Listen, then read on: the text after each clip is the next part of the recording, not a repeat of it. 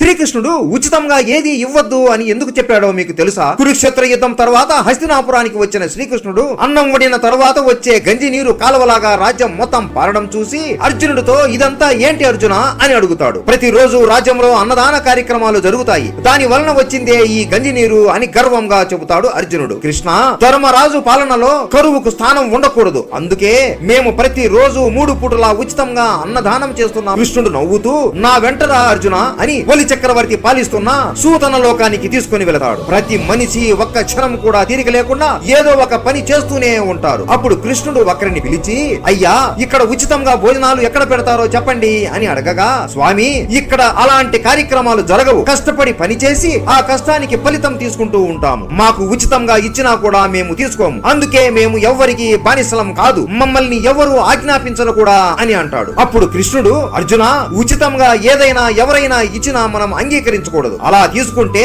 వాళ్ళ ముందు మనం తల దించినట్లే అని అర్థం. ఒక రాజ్యం బాగుపడాలి అంటే ఇలా ఉచితంగా ఏది ఇవ్వకూడదు అని అంటాడు. జై శ్రీకృష్ణ.